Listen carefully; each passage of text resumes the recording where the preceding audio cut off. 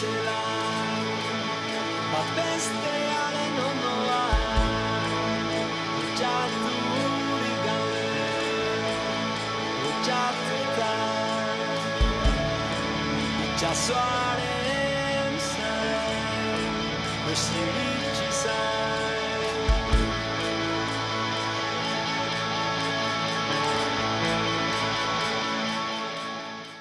Bigarrena izaten da erronka, lehen pausoaren ondoren.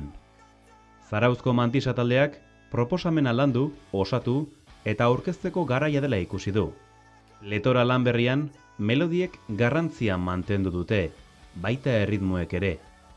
Rock formatuari, teklatuak gehitu dizkiote jorratu nahi duten korronte berria janzteko.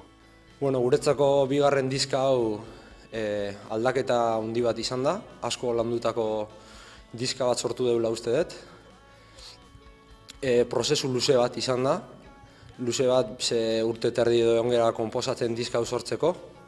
5. taldekide bat sartu dugu, sinteakin eta teklatuekin, eta usten dut pertsonalitatea aldatu diola taldea ere bai. Usten dut taldeak prozesu natural bat jarraitzen, baino aldaketa berezi bat egin deula. Lehenengo diskan jarkorra jotzen genuen eta punk rocka ritmo azkarrekin, guain berriz mantxotu inditugula ritmoak, melodia mantentzen, baino naiz eta mantxotu indar gehiago lortzen deula uste dut. Txinan bizitako esperientziak balio izan dio Mantisa taldeari pletora izenburua hautatzeko.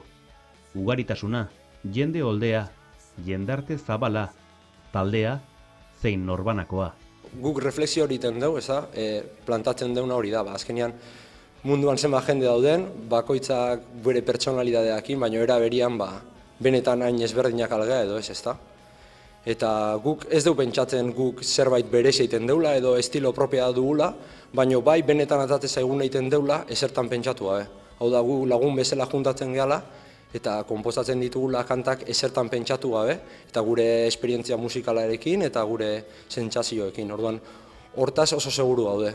Benetan ezberdinak algean edo ez dugu benetan hortan sinisten. Taula gainera igotzeko gogotsu daude. Larunbatean, Lazkaoko festetan izango dira, eta gero, Iruñea, Gasteiz eta Donostian aurkeztuko dute disko berria. Orain boskote bezala, ugaritasunetik nabarmentzen ahaleginduko dira.